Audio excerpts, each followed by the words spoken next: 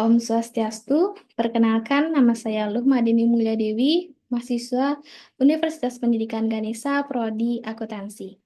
Kali ini saya akan menjelaskan mengenai Brahma Widya. Nah, apa sih itu Brahma Widya? Dalam bahasa Sanskerta, Brahma Widya sama artinya dengan teologi, yaitu ilmu yang mempelajari ketuhanan. Brahma yang berarti Tuhan dan Widya yang berarti ilmu. Jadi, Brahma Widya adalah ilmu yang mempelajari ketuhanan. Namun, ilmu ini tidak memberikan pengetahuan mengenai Tuhan, melainkan hanya pengetahuan yang bersifat analogis. Nah, pengetahuan yang bersifat analogis inilah yang dipercayai oleh umat Hindu bernama Brahma Widya. Nah, ditinjau dari sumbernya, ada dua konsep ajaran Brahma Widya, yaitu dari sumber historis dan sumber filosofis. Yang pertama, sumber historis, konsep ajaran Brahma Widya. Secara historis, penulisan seluruh ajaran Hindu bersumber pada kitab Weda yang meliputi Sruti, Smrti, Sila, Acara, dan Atmanastuti. Kitab Weda Struti dan Smrti juga memuat pokok-pokok pengertian ketuhanan Hindu yaitu Brahma Widya ini. Sumber utama lainnya terdapat juga pada kitab Brahma Sutra dan Purana. Yang kedua, sumber filosofis konsep ajaran Brahma Widya. Sumber filosofis konsep ajaran Brahma Widya berkaitan dengan pentingnya mempelajari ketuhanan. Tuhan dalam agama Hindu merupakan subjek yang berkuasa atas segala ciptaannya dan juga objek dalam segala pemujaan. Mempelajari bahwa Brahma Widya dapat membantu kita mengenal Tuhan melalui nama, sifat, dan hakikatnya. Kemudian ada juga model penghayatan dari Brahma Widya ini yang terdiri dari yang pertama animisme.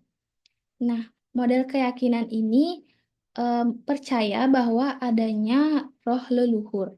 Model animisme ini eh, yang mempercayai animisme ini percaya bahwa roh leluhur akan senantiasa menuntun, membimbing, dan mengarahkan para keturunannya untuk menemukan kebahagiaan hidup.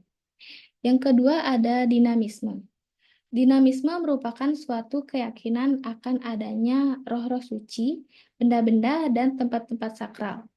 Dinamisme ini meyakini bahwa segala sesuatu yang ada di alam semesta ini memiliki jiwa. Yang ketiga, politeisme.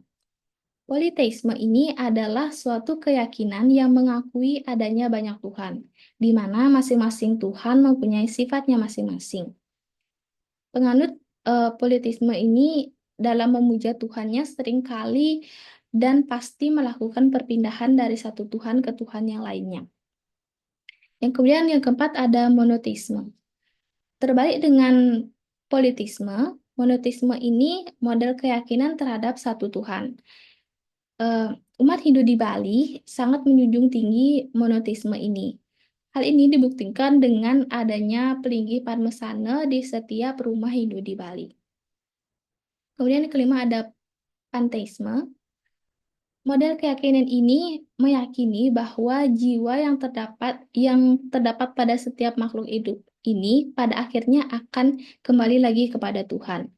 Selain itu, Tuhan juga dapat mengambil bentuk duniawi, bukan hanya manusia, tetapi dapat juga hewan maupun tumbuhan. Yang keenam ada henotisme. Model keyakinan ini meyakini bahwa eh, dewa dewa itu banyak. Model ini menyatakan bahwa dewa yang banyak itu adalah tunggal adanya dan yang tunggal itu adalah banyak adanya. Kemudian yang ketujuh ada monisme. Monisme meyakini bahwa Tuhan adalah tunggal, namun melingkupi seluruh alam semesta ini. Tuhan adalah inti dan segala hal yang ada di alam semesta ini adalah Tuhan. Kemudian terakhir ada ateisme. eh, Ateisme di sini konteksnya bukan tidak mempercayai Tuhan, tetapi tetapi perlu mencari Tuhan karena yang bersangkutan mungkin telah sampai kepada Tuhan. Selanjutnya, selain model penghayatan tadi, ada juga model pemujaan Brahma Widya yang terbagi menjadi 3, yaitu yang pertama ada transcendental atau nirguna Brahman.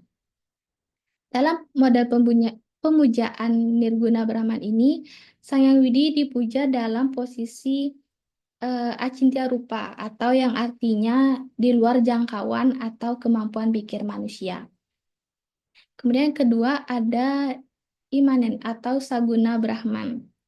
Dalam model pemujaan ini, Sang Hyang Widi dipuja dalam posisi nama rupa atau berwujud, sehingga dapat dijangkau oleh rasa atau daya pikiran manusia. Kemudian yang ketiga ada transcendental immanent atau nirguna saguna Brahman. Nah, konsep ini nih mengkombinasikan antara nirguna dan saguna tadi, yang dimana model pemujaan ini menggabungkan di mana pemujaan Sang Hyang Widi dalam posisi yang dapat dijangkau dan tidak dapat dijangkau oleh pikiran. Nah, selain itu praktik di dalam kehidupan sehari-hari ini, konsep Brahma Widya ini dapat kita praktikkan dalam kehidupan sehari-hari secara sederhana. Yaitu yang pertama dapat kita lakukan dengan meditasi dan yoga. Dengan melakukan meditasi dan yoga dapat mengembangkan kesadaran spiritual dan menghubungkan diri dengan Tuhan. Yang kedua yang tidak kita asing lagi yaitu puja dan sembahyang. Melakukan puja dan sembahyang kepada Tuhan untuk mengungkapkan rasa bakti kita kepada Tuhan. Tiga, dapat dengan mengucapkan mantra terkait dengan Tuhan, terkait dengan Brahma Widya, dapat mengembangkan kesadaran spiritual dan menghubungkan diri dengan Tuhan juga.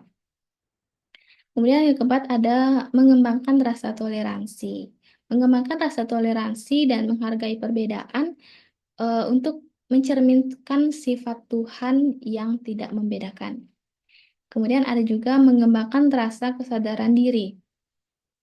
Nah, mengembangkan rasa kesadaran diri dan memahami hakikat diri sendiri untuk mencerminkan sifat Tuhan yang menciptakan dan memelihara. Nah, demikian yang saya dapat sampaikan. Jadi, dapat kita simpulkan bahwa Brahma Widya itu merupakan ilmu yang sangat penting dalam agama Hindu karena dapat membantu kita dalam memahami tentang Tuhan dan hubungan kita dengan Tuhan. Selain itu, memahami Brahma Widya ini juga dapat membantu kita dalam mengembangkan rasa bakti kepada Tuhan serta mengembangkan rasa toleransi dan menghargai perbedaan. Sekian yang dapat saya sampaikan. Mohon maaf bila ada kesalahan. Semoga materi ini berguna. Sekian, terima kasih. Om Santi Santi Santi.